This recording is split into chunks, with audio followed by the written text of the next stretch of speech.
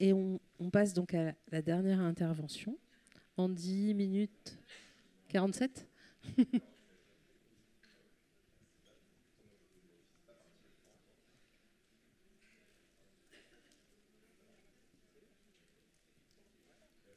Tous, ça marche, ouais, ça marche. Merci de me proposer de terminer cette journée.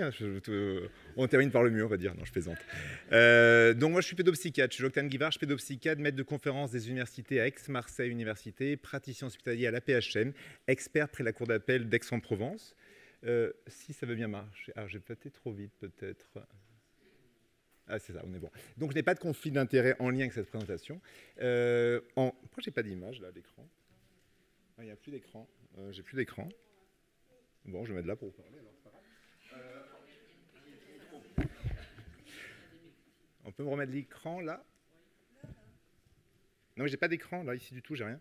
Pour voir ce que je passe. Ah. Ah, d'accord, ok. On repart. Voilà, faut terminer. On est bon? On est bon. Ah non, c'est reparti. Ça revient. Ça ne me décompte pas le temps, on est d'accord là. Non. C'est bon, j'ai toujours pas d'écran. J'ai un écran, on va voir combien de temps ça dure. C'est parti. Donc on y retourne. Donc je n'ai pas de conflit d'intérêt en lien avec cette présentation. On me demandait de traiter quelles seraient les indications de soins pénalement ordonnés dans les situations de mineurs auteurs de violences sexuelles. Je voudrais rappeler en introduction quelques points épidémiologiques qui ont déjà été traités, mais c'est important de le redire. 28% des mises en cause pour agression sexuelle en France en 2023 sont des adolescents. Parmi ces adolescents, un tiers ont moins de 13 ans. Pour 30 à 50% des agresseurs sexuels adultes, le début de la carrière criminelle sexuelle commence à l'adolescence. On pourrait penser à la lecture de ces chiffres que les adolescents AICS sont des criminels sexuels en puissance qui vont récidiver. Il n'en est rien.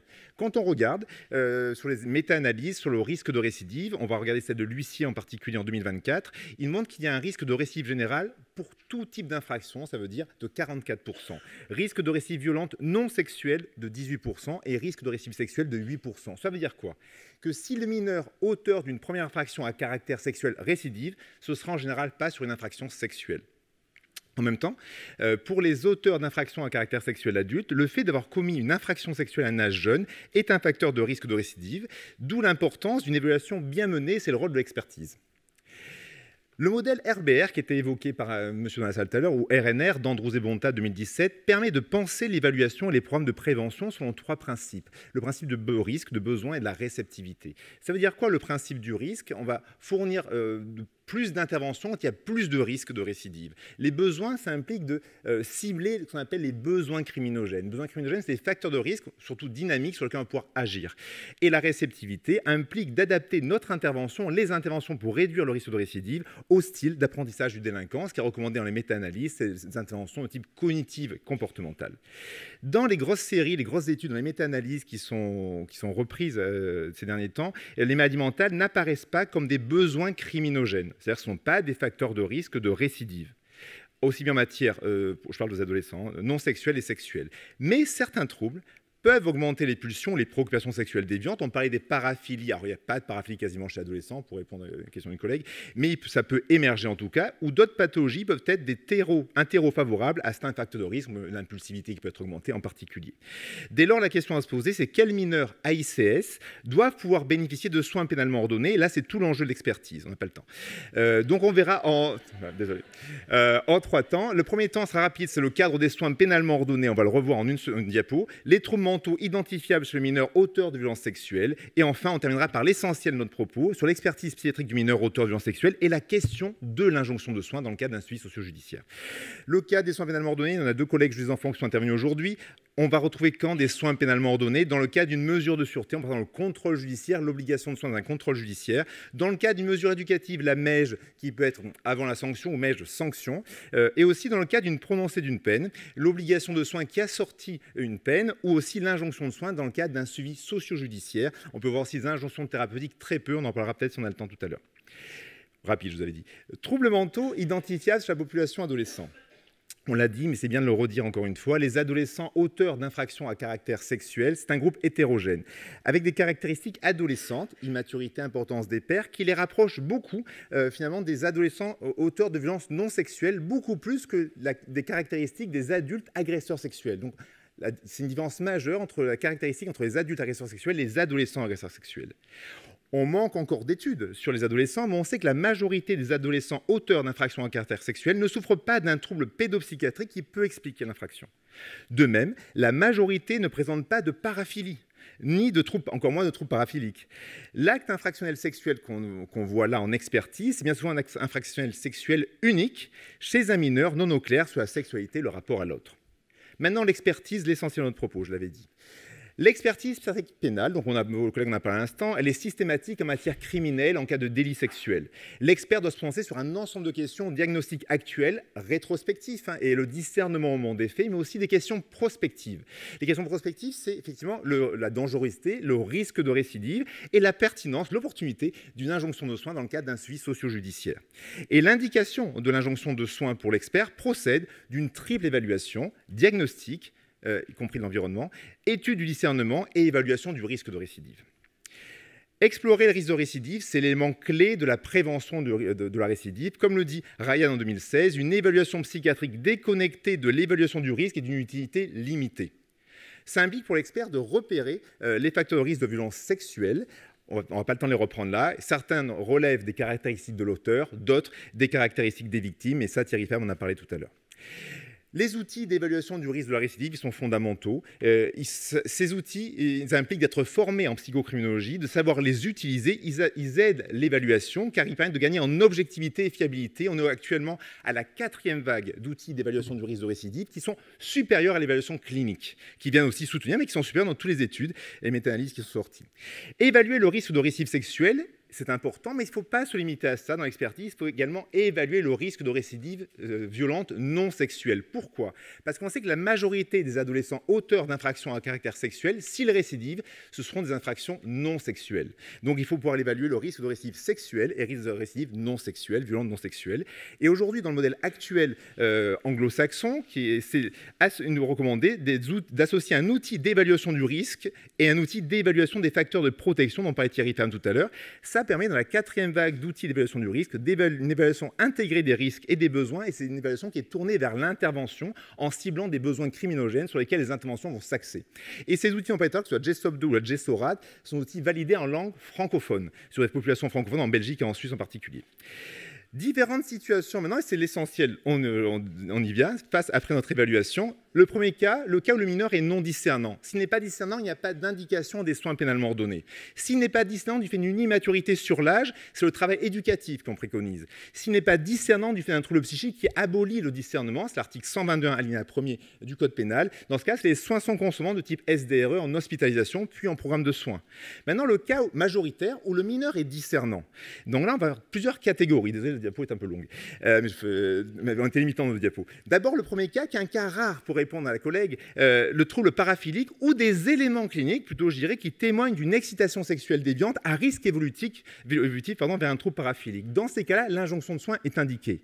Maintenant, lorsqu'on a fait notre évaluation, si on a évalué le mineur, on voit qu'il y a un risque moyen ou élevé grâce à nos outils, grâce à notre évaluation, un risque moyen ou élevé de récidive, avec des besoins criminogènes sur lesquels on soit peut agir, soit un trouble de la régulation des émotions par exemple. Donc, ces cas-là, l'injonction de soins est pertinente.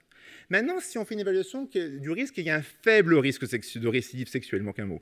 C'est le cas le plus fréquent. Il n'y a pas d'injonction de soins indiquée.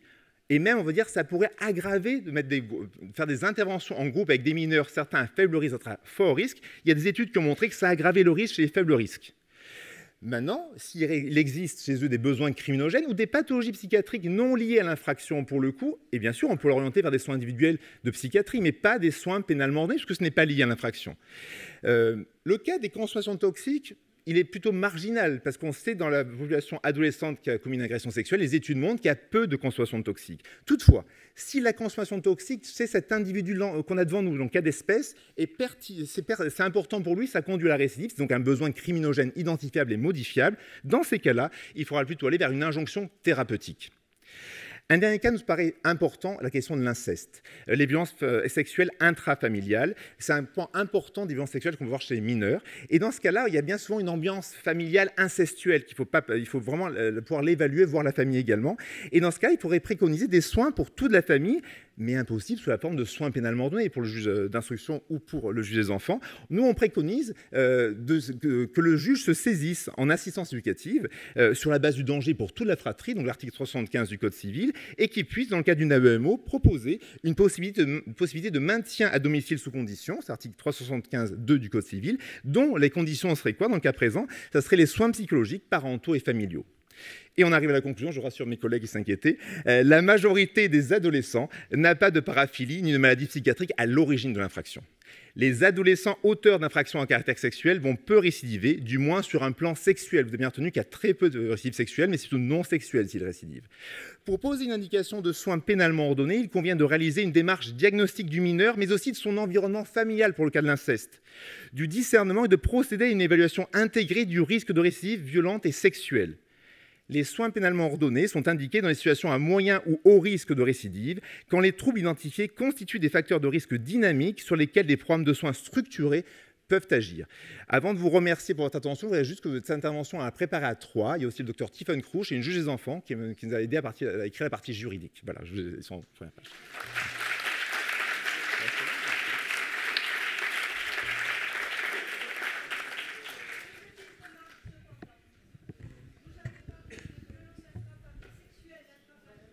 On va d'abord prendre Madame. Attendez, Non, Madame, non, on va vous donner le micro, mais Oui, mais j'ai dit, je parlais de l'ambiance aussi.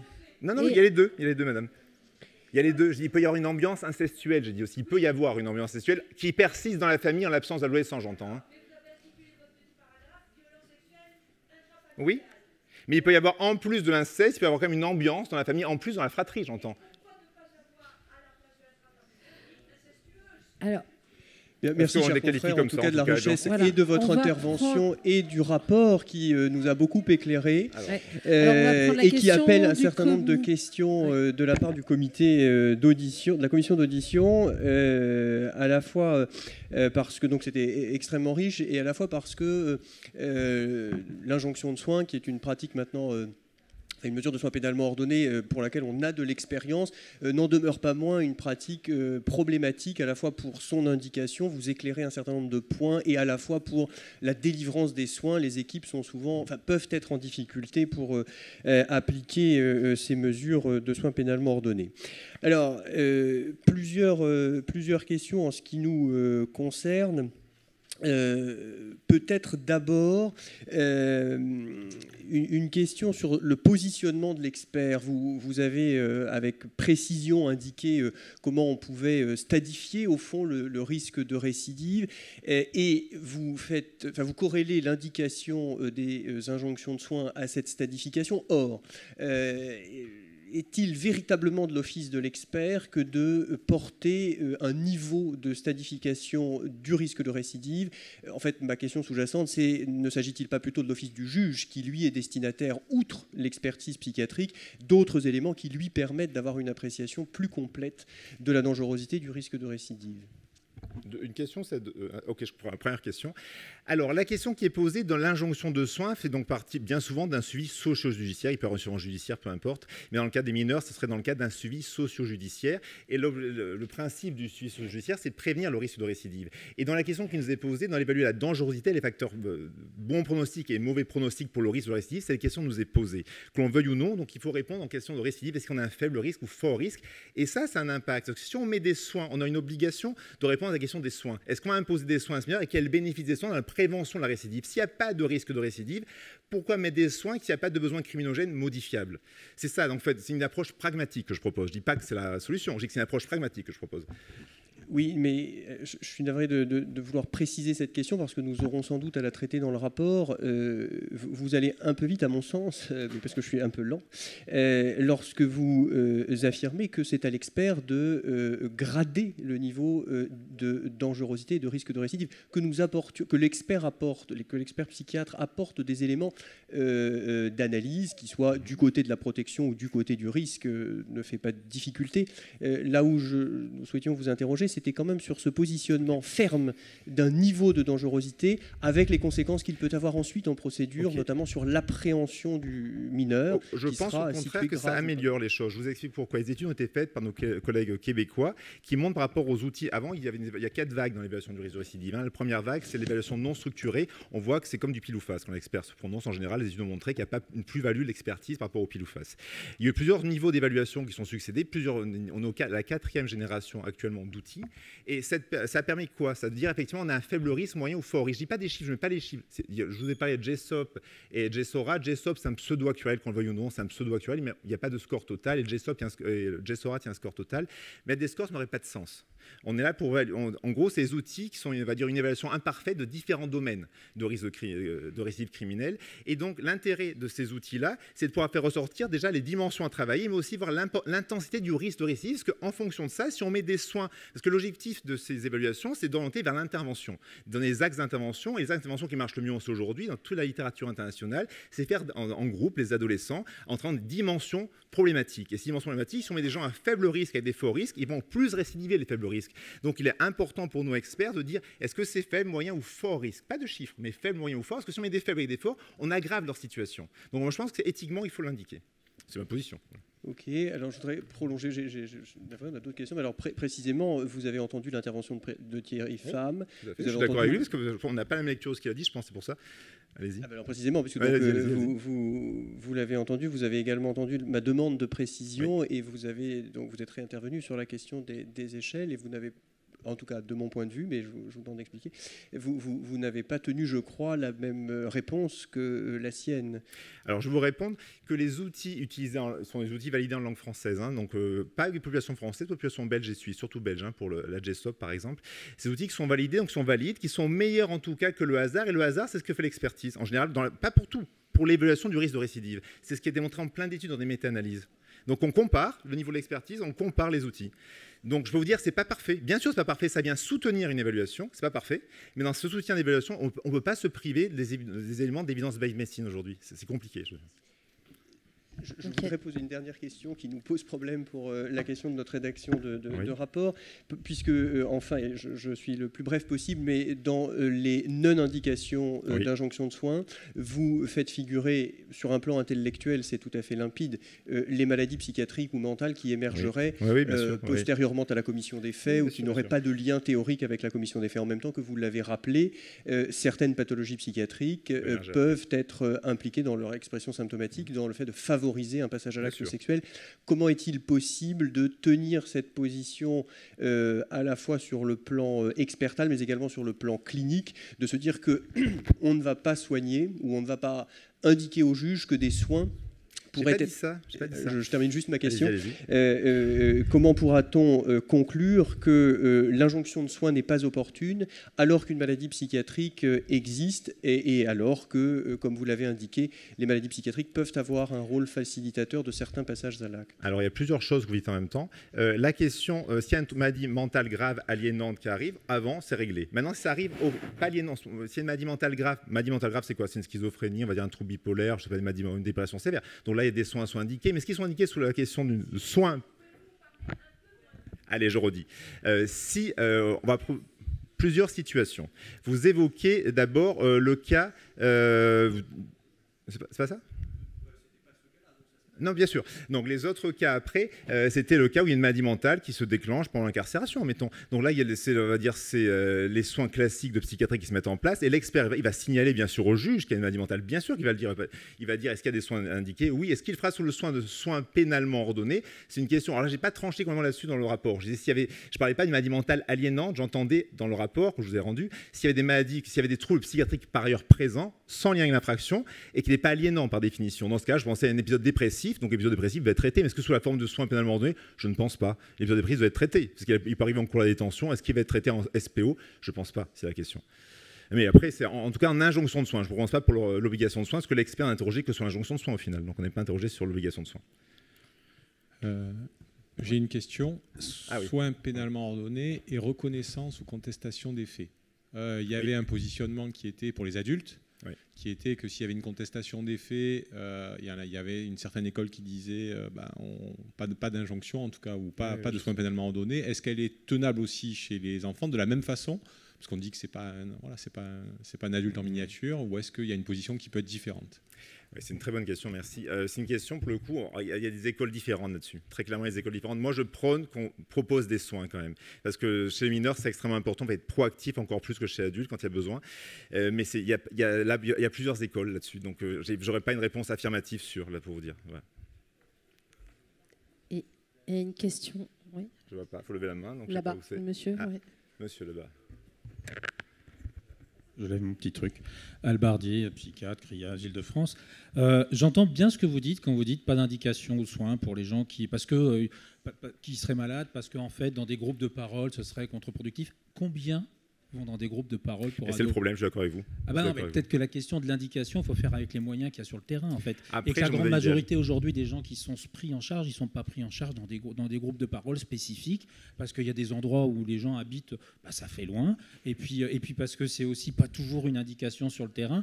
Et je pense qu'il y a une problématique comme ça, quand même, d'adéquation dans les deux qui paraît un petit peu particulière dans votre schéma très carré. D'ailleurs, ça renvoie vraiment à la notion de soin. C'est-à-dire que le soin, est-ce qu'il ne sert qu'à la récidive? Est-ce qu'il sert aussi à l'amélioration de la vie des gens? Enfin, je ne sais pas comment dire ça. Il y a un meilleur niveau bio-psychosocial qui permet d'avoir pas de récidive comme une cerise sur un gâteau, en plus, voilà, ou avec. Mais je trouve que c'est une drôle d'appréhension des choses, surtout qu'elle n'est pas en adéquation avec les soins qui sont sur le terrain en France, en tout cas, aujourd'hui. Alors, on peut changer les choses et aller faire les soins en Belgique ou ailleurs, dans des structures spécialisées, mais en France, a priori, on n'a pas tout ça. Alors, je vous remercie pour votre question. Il y a 3 questions en réalité, vous posez en une. J'essaie de répondre dans l'ordre à vos questions. Donc, vous disiez, est-ce qu'on a des soins adaptés en France pour cette population-là? Pas forcément, je suis d'accord. À des endroits, oui, mais pas partout. Il faut que ça se développe. C'est très important. Je suis d'accord avec vous. Il faudrait développer ces groupes qui sont efficaces. On l'a montré en littérature. Il faut aller vers ça. Je suis d'accord avec vous. Les autres questions que vous posiez, la première, c'était ça. La deuxième, c'était alors, est-ce qu'il ne faut pas qu'ils aient des soins? Bien sûr, il faut qu'ils aient des soins. Est-ce que l'injonction de soins, en tout cas, vous parlez du bien-être de la personne. L'injonction de soins, dans le cadre d'un suivi socio-judiciaire, c'est avant tout pensé pour la prévention du risque de récidive. C'est ça, mais c'est ça dans le texte de la loi, en tout cas. Après, des soins à côté. Je vais finir à répondre aux questions. Et la troisième question, bien sûr, il peut y avoir des soins en plus. Je suis d'accord, j'en vois des mineurs qui ont besoin de soins. Bien sûr, ils auront des soins, mais pas forcément sous la forme d'une injonction de soins si ce n'est pas pertinent dans le cadre prévu par la loi. C'est ça que je dis. Bien sûr, il faut qu'ils aient des soins aussi, mais pas de la même forme. Juste pas la question de soins pénalement ordonnés ou d'injonction de soins, en tout cas. Merci. On va s'arrêter là. Bravo.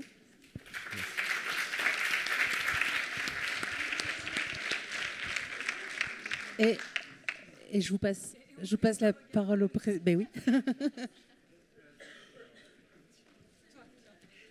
Allez, merci beaucoup d'avoir tenu avec cette chaleur toute la journée. Donc on va vous libérer très vite.